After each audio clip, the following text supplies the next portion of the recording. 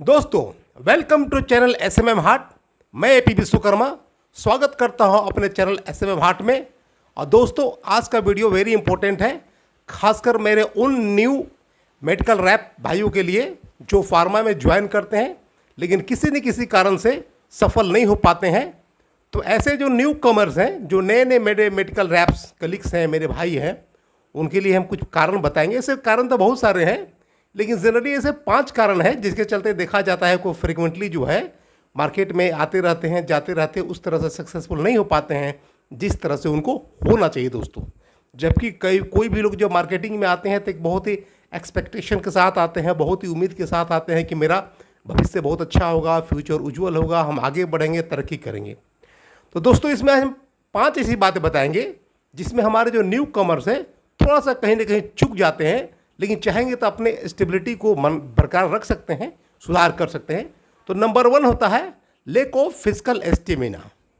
क्या होता है कि आज के डेट में जो है, देखिए कहीं कोई डाउट नहीं है दोस्तों, मेडिकल रैप का जो काम होता है, चाहे कड़ाके की ठंड हो, चाहे बहुत ज़्यादा कड़ाके की धूप हो या बरसात हो, तीनों मौसम में काम करना पड़ता है। बहुत ही पेनफुल, बहुत ही कष्टदायक होता है दोस्तों।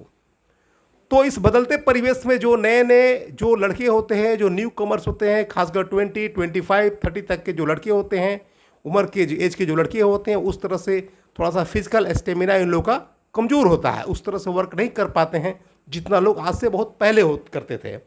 मतलब पहले बहुत सारा उस तरह का आउटडोर गेम भी था, कोई कबड्डी खेलता था, कोई गिल्ली डंडा खेलता था, कोई कुश्ती लड़ता था, बहुत तरह के आउटडोर गेम होता था। लोग फिजिकली थोड़ा फिट भी होते थे, मजबूत भी होते थे।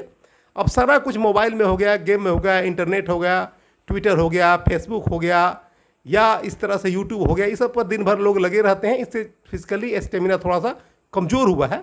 लेकिन घबराने की कोई बात नहीं, आप चाहेंगे तो थोड़ा सा आप एक्सरसाइज वगैरह कीजिए, थोड़ा मेंटली और फिजिकली बूस्टअप रहिए, थोड़ा स्ट्रॉन्ग रहिए, मजबूत रहिए, कोई दिक्कत नहीं, आपका हो जाएगा। इसका आप थोड़ा सा इस पर ध्यान रखिए। नंबर 2, थोड़ा सा लैक ऑफ डिसिप्लिन होता है दोस्तों।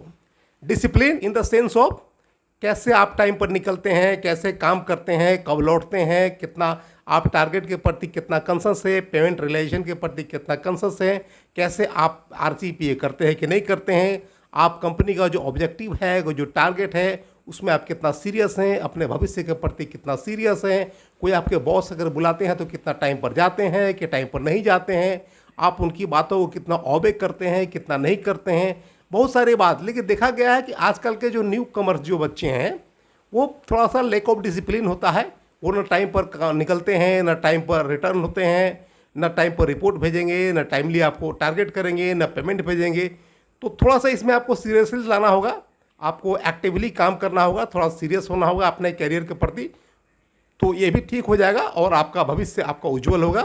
तो थोड़ा सा इसमें आपको देखना पड़ेगा कैसे अपने आप को आप एक डिसिप्लिन मेंटेन करें, क्योंकि डिसिप्लिन किसी भी चीज़ का एक मेन फाउंडेशन होता है। अगर आप डिसिप्लिन वे में नहीं रहिएगा तो आपका बहुत लंबे समय तक इस फार्मा इंडस्ट्री में टिकना बहुत मुश्किल हो जाता है।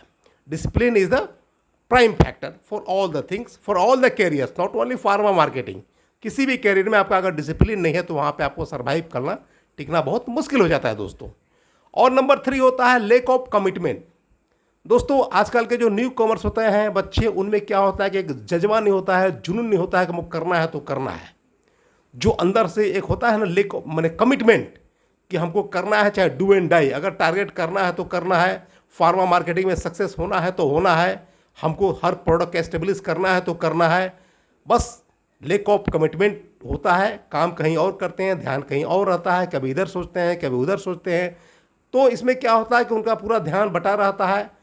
इस कंपनी में काम करते हुए दूसरा कंपनी चेंज करने के बारे में सोचते हैं, तीसरा कंपनी में जाने के बारे में सोचते हैं। एक कंपनी के ऊपर जो डेडिकेशन और लगाव होता है वो शायद उनमें नहीं होता है, एक लैक ऑफ कमिटमेंट होता है।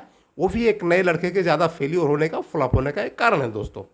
इसलिए नए लड़के बहुत ज़्यादा दिन तक नहीं टिक पाते हैं। और नंबर 4 होता है लैक ऑफ पेशेंस। दोस्तों, क्या होता है कि फार्मा मार्केटिंग में चूंकि यह टारगेट ओरिएंटेड काम है, तब बहुत सारे ऐसी बात होती है, कभी बॉस से हॉट डिस्कशन होता है, कभी टारगेट को लेकर के, कभी पेमेंट को लेकर के, कभी मिक्स प्रोडक्ट को लेकर के, कभी कैंपेन को लेकर के, बहुत सारी बातें होती है। लेकिन बट किसी का कोई इंटेंशन खराब नहीं होता है दोस्तों।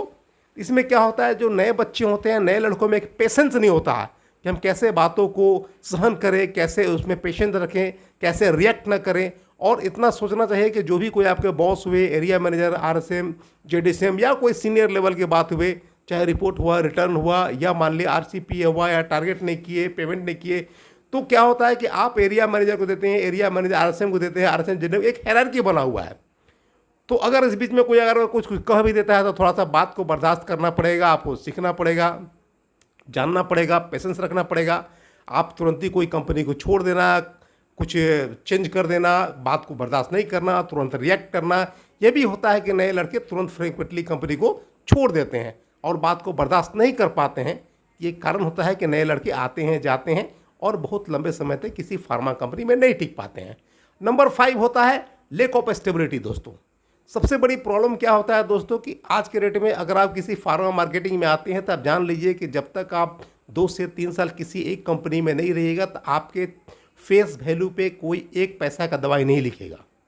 तो आपको किसी भी कंपनी में जब काम करते हैं तो आपके मैनेजर्स हुए, आपका मैनेजमेंट हुआ, आपके सीनियर्स हुए, उनके चेहरे पे तो प्रोडक्ट लिखा जाता है, लेकिन सोचते हैं कि आपके चेहरे पर लिखा जाएगा प्रोडक्ट। ये बात तभी होगा जब आप किसी कंपनी में 2 साल 3 साल कम से कम काम कीजिएगा, तो आपके फेस वैल्यू पे प्रोडक्ट का प्रिस्क्रिप्शन आना शुरू हो जाएगा।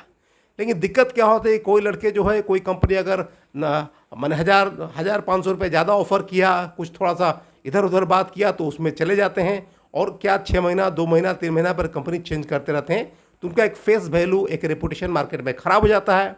और जब फ्रीक्वेंटली जब 5-6 कंपनी चेंज कर लेते हैं तो मार्केट में उनका रेपुटेशन इतना ख़राब हो जाता है, इतना बदनाम हो जाते हैं कि फिर उनको नौकरी नहीं मिलती है और धीरे धीरे मार्केट से आउट हो जाते हैं। दोस्तों, तो उसमें क्या होता है कि आपको करना क्या है, आपको आप जिस कंपनी में काम करते हैं पूरा फुल डेडिकेशन के साथ, कमिटमेंट के साथ और पूरा डिसिप्लिन वे में आप काम कीजिए, कंपनी को टारगेट दीजिए, आप आगे बढ़िए। हर कंपनी चाहती है कि मेरा बंदा आगे बढ़े, तो आप ग्रो कीजिएगा तो कंपनी भी ग्रो करिए। तो दोस्तों, क्या होता है कि देखा गया है कि जो नए न्यू कमर्स है, खासकर ये 5 ऐसे कारण हैं जिसके चलते वो ज़्यादा कंपनी में सक्सेस नहीं हो पाते हैं और फेल्यूर हो जाते हैं।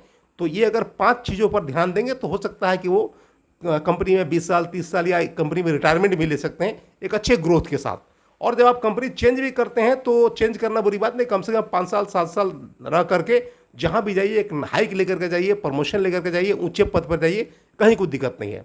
तो दोस्तों, आज के मेरा वीडियो में यही नटसेल है कि जो नए बच्चे होते हैं, जो न्यू कॉमर्स होते हैं, ऐसे 5 रीजन है जहाँ देखते हैं कि वो फ्लॉप हो जाते हैं, फेलियर हो जाते हैं। अगर इस बात को सुधार लेंगे तो वो सक्सेस कर भी सकते हैं। जैसे नंबर 1 हुआ कि lack of physical stamina, number 2 हुआ लैक ऑफ डिसिप्लिन, नंबर 3 हुआ लैक ऑफ कमिटमेंट, नंबर 4 हुआ लैक ऑफ पेशेंस, नंबर 5 हुआ लैक ऑफ स्टेबिलिटी। तो दोस्तों, इस 5 पॉइंट पर आप ध्यान दीजिए और इसको चाहिए कि अवॉइड कीजिए और जो आपकी कमजोरी है उसको स्ट्रेंथ बनाइए। तो आई होप दोस्तों, अगर आप वीडियो पर ध्यान देंगे तो आपका अच्छा भविष्य होगा, अच्छा फ्यूचर होगा। और आप किसी तरह का और भी अगर वीडियो किसी पॉइंट पे देखना चाहते हैं तो आप कमेंट बॉक्स में कीजिए। मेरा 24 इयर्स का फार्मा मार्केटिंग में एक्सपीरियंस है। मैं 10 इयर्स मेडिकल रैप भी रह चुका हूँ। मैं 14 सालों से मैनेजर के रूप में काम कर रहा हूँ। तो मैं एक एक स्टेप्स को, एक एक चीज़ को, टिप्स को बता सकता हूँ, कैसे आप फार्मा में ग्रो कर सकते हैं, कैसे आप सक्सेस पा सकते हैं, कैसे आप मैनेजर बन सकते हैं, कैसे आप अच्छे लेवल तक जा सकते हैं, how you can go ahead in your life in pharma marketing. I can help you, I can assist you. मैं यही चाहता हूँ कि मैं थोड़ा अपने लेवल से जितना हो सके मैं आपका ज़िंदगी में वैल्यू ऐड करना चाहता हूँ। तो दोस्तों, आज के वीडियो में इतना ही। मिलते हैं अगले वीडियो में, तब तक के लिए thanks for watching this video.